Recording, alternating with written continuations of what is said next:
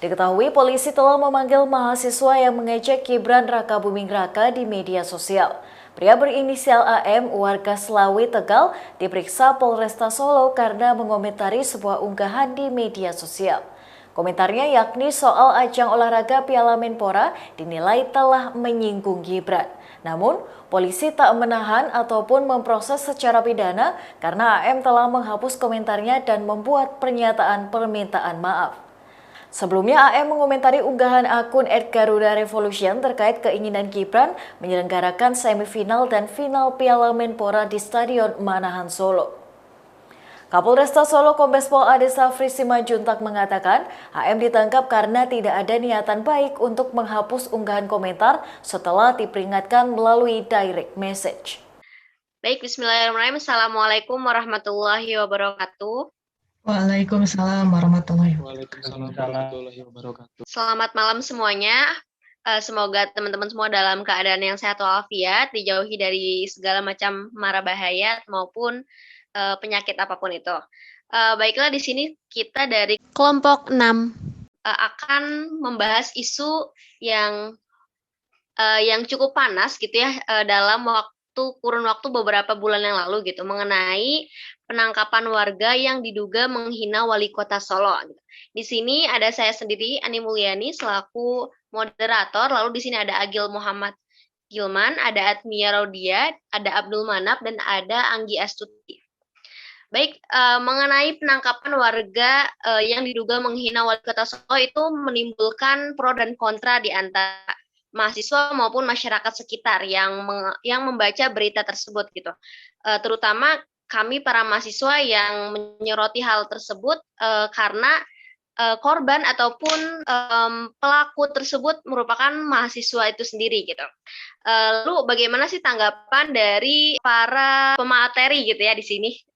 Di sini ada Atmia, ada Anggi Astuti, ada Agil dan juga ada Manap. Saya tunjuk terlebih dahulu. Saya ingin mendengar tanggapan dari saudari Atmia Raudia. Bagaimana tanggapan dari saudari Atmia? Menurut saya sih seharusnya tidak ada penangkapan ya, karena bisa diatasi dengan cara diskusi terlebih dahulu di antara mahasiswa dengan wali kota itu sendiri. Baik, terima kasih. Lalu bagaimana tanggapan dari saudara Abdul Manap? Gitu? Untuk dugaan penghinaan wali kota Solo, menurut saya sih fine-fine aja gitu ya untuk masalah penangkapan.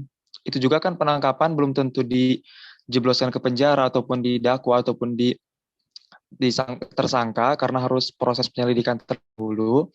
Kalau menurut saya masih sah-sah aja gitu, boleh-boleh aja untuk penangkapan. Mungkin penangkapan tersebut hanya sekedar mengklarifikasi. Kalau menurut saya baca-baca mah saya kayak gitu sih untuk mengklarifikasi apakah benar dia itu melontarkan dugaan penghinaan ataupun seperti apa. Jadi dia itu berkomentar bahwasannya tahu apa dia tentang sepak bola, taunya cuma dikasih jabatan katanya tuh. Ya mungkin penangkapan tersebut hanya sekedar mengklarifikasi benar atau tidaknya. Ya intinya masih sah-sah aja untuk sebagai penangkapan seperti itu. Baik, terima kasih.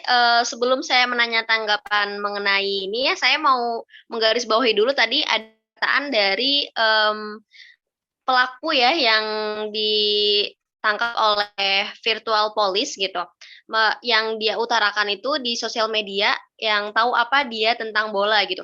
Menurut saudara Agil gitu, apakah kalimat tersebut merupakan suatu bentuk dari penghinaan atau penghinaan terhadap wali kota Solo gitu? Bagaimana saudara Agil? Kalau menurut saya mah terlalu berlebihan ya kalau dianggap sebuah penghinaan gitu. Soalnya ya penghinaan dari mana gitu. Kalau penghinaan berarti ada pihak yang dirugikan kan.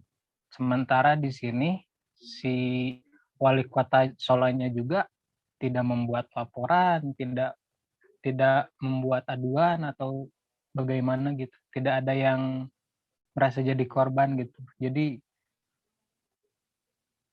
untuk apa disebut penghinaan gitu? Baik, terima kasih Saudara Agil. Nah, lalu apa sih tanggapan dari Saudari Anggi Astuti perihal penangkapan warga ini? Dan mungkin juga bisa nih untuk memberikan komentar mengenai yang tadi kalimat tahu apa sih dia tentang bola, apakah itu merupakan sebuah penghinaan atau bukan? Sebetulnya kalau dibilang penghinaan bukan juga, tapi soal yang hanya diberi jabatannya itu, kalau misalnya tentang sepak bolanya ya siapa aja boleh mengomentari, tapi kalau misalkan udah ke ranah itu kan bukan ranahnya ya, kan harusnya ngomentarinnya sepak bola aja gitu, nggak usah bawa-bawa tahu diberi jabatan gitu-gitu. Nah terus sini juga kan Polri menegaskan tidak menangkap si mahasiswanya itu, tapi cuma datang sendiri terus minta maaf gitu aja. Terus ini juga kan penerapan virtual police, jadi yang dibentuk untuk menekan penyebaran hoax di masyarakat gitu kan. Baik, terima kasih Saudari Anggi ya. Di sini berarti yang saya dapati itu ada beberapa pihak yang pro dan juga kontra terhadap penangkapan ini gitu ya, yang berkaitan dengan Wali Kota Solo gitu, di mana adanya virtual police di zaman yang semakin canggih ini gitu. Lalu apa sih pendapat dari Saudara Abdul Manap mengenai adanya virtual police gitu? Apakah dengan adanya virtual police gitu, media sosial menjadi tidak bebas gitu? Bagaimana Saudara Abdul Manap? Oke.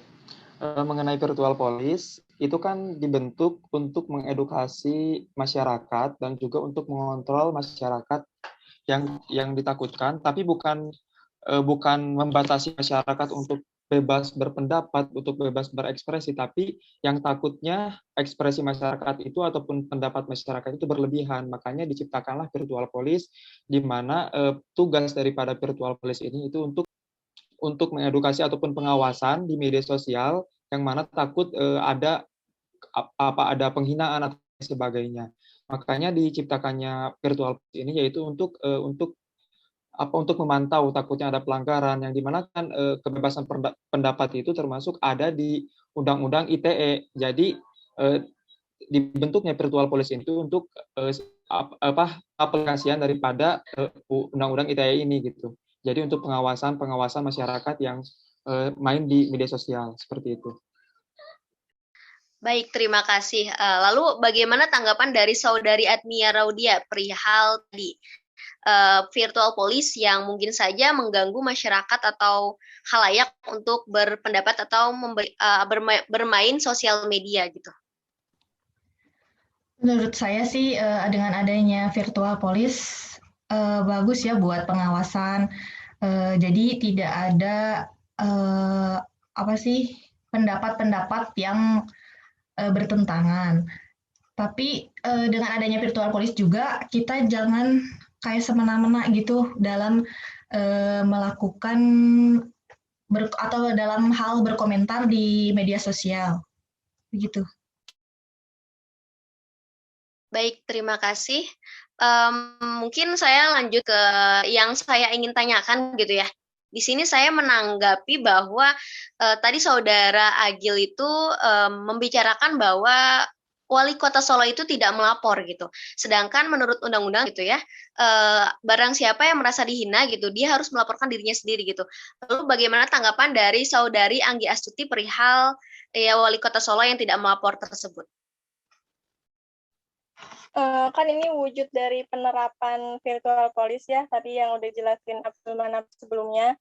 Nah, Wali Kota Solo tidak melapor itu karena virtual police ini gunanya adalah mengedukasi masyarakat, di mana meminimalisir adanya pelanggaran terhadap UU ITE. Jadi sebelum masyarakat dilaporkan dengan perkara hukum, sebelumnya diedukasi terlebih dahulu, diberikan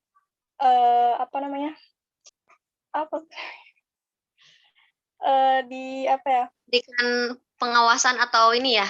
Iya, diperingati melalui DM, kemudian jika tidak ada tanggapan, baru diminta dihapus konten tersebut yang sekiranya menimbulkan pro kontra di tengah masyarakat ataupun yang hoax dan lain sebagainya, gitu, yang ujaran kebencian dan lain sebagainya. Nah, ketika tidak ada respon dari mahasiswa berinisial AM ini, baru kemudian polisi meminta AM ini mengklarifikasi dan kemudian meminta maaf gitu. Oke, terima kasih Saudari Anggi. Lalu bagaimana pendapat dari Saudara Agil Muhammad Gilman gitu ya, perihal virtual police ini gitu. Kalau virtual police itu ya sebenarnya bagus sih, setuju aja. Cuman di masyarakatnya jadi timbul banyak ketakutan. Jadi contohnya kasus ini aja, seolah-olah si para pejabat tuh dilindungi dengan UU ITE gitu. Atas dasar apa mereka langsung menilai bahwa sebuah ujaran itu penghinaan gitu. Sementara ya balik ke tadi gitu, yang disalahkannya juga, yang korbannya juga nggak ada gitu. Pertama yaitu menimbulkan ketakutan, terus ya kan katanya negara demokrasi ya, cuman kalau misal sebatas ini aja diurusi dengan segala macam, ke kantor polisi lah, minta klarifikasi lah, kayak ya jatuhnya dikriminalisasi lah apa-apa juga. Sebelumnya juga kan kalau UU ITE itu banyak pro dan kontra juga ya, soalnya katanya banyak pasal-pasal karet, ya jatuhnya ya jadi kayak gitu. Jadi bisa aja orang-orang teh menyalahkan orang lain dengan pasal UU ITE, sebenarnya masalahnya sepele gitu. Cuman gara-gara ada UU itu jadi diperumit lah gitu. Terima kasih kepada Saudara Agil ya. Mungkin ya. Lalu nih, apa sih tanggapan dari Saudari Admirodia gitu perihal kan tadi kita sudah membahas penangkapan gitu ya. Nah, bagaimana menurut Saudari Admirodia gitu langkah-langkah yang seharusnya dilakukan oleh aparat gitu ataupun pemerintah untuk menangani hal-hal seperti ini, karena kan di zaman yang memang serba canggih ini banyak masyarakat yang menggunakan sosial media yang awalnya tidak tahu mengenai teknologi ini, lalu lama-lama mereka mengetahuinya, belajar dan menggunakannya gitu. Banyak yang mungkin culture shock juga terhadap teknologi ini gitu. Langkah-langkah apa saja yang menurut Admirodia seharusnya dilakukan untuk menangani permasalahan ini?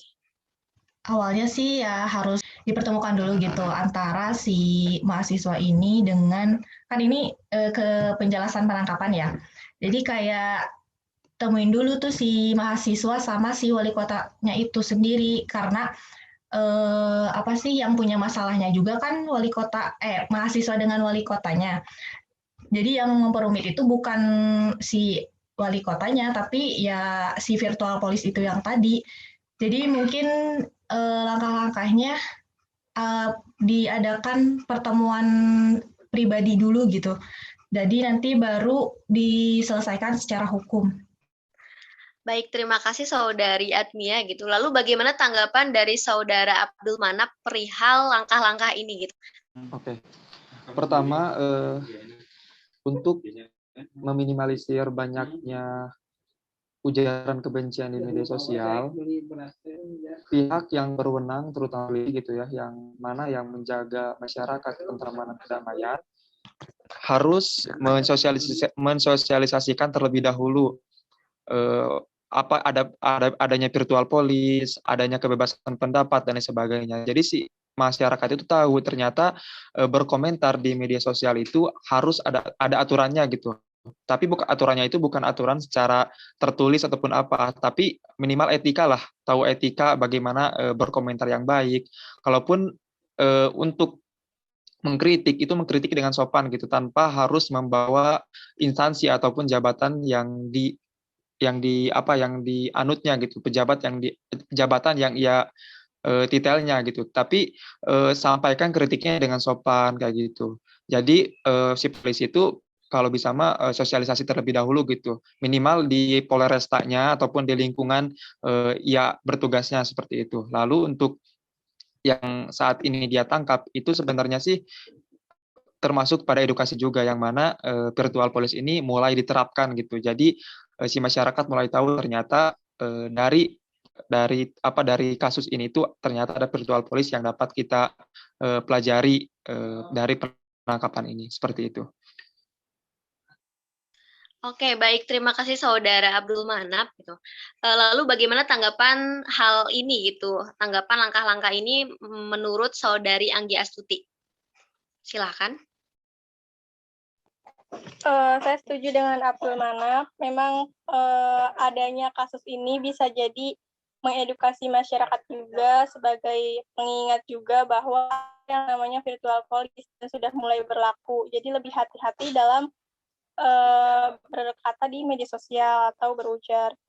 Terus Kapolres juga tidak serta-merta langsung mendak apapun itu, tapi melibatkan ahli bahasa juga. Jadi sebelum ditindaklanjuti pasti dikomunikasikan dulu dengan ahli bahasa dan lain sebagainya. Ada prosesnya sendiri gitu, nggak langsung dibawa ke kantor polisi dan lain sebagainya.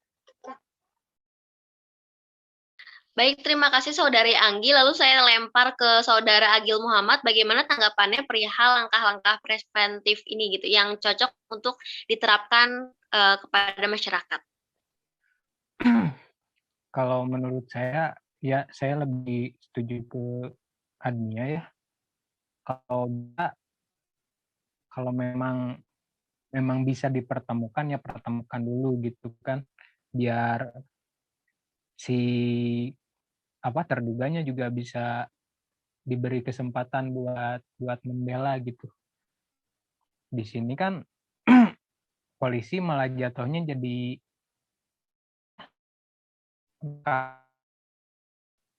si saudara yang menghina wali kota itu klarifikasi dan minta maaf gitu.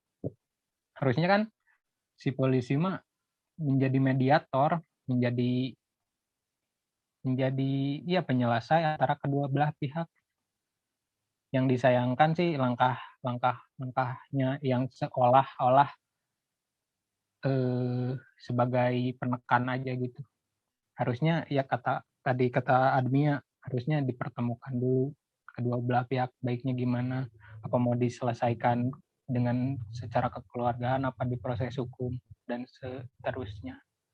Begitu, Hani. Iya, baik Saudara Agil Muhammad Gilman. Alhamdulillah ya, tak terasa sudah cukup lama kita berbincang-bincang membahas isu ini gitu. Semoga tidak ada lagi kejadian-kejadian seperti ini gitu, apalagi yang terjadi kepada mahasiswa itu sendiri gitu.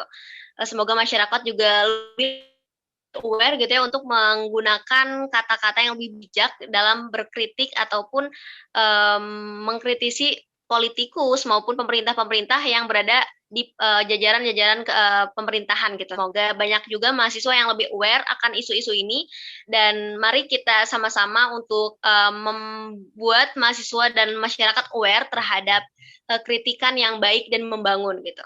Saya Ani Mulyani pamit undur diri. Terima kasih kepada Saudara Agil Muhammad Gilman, Saudara Abdul Manap, Saudari Admia Rodia, dan juga Saudari Anggi Astuti. Selamat malam. Wassalamualaikum warahmatullahi wabarakatuh. Waalaikumsalam.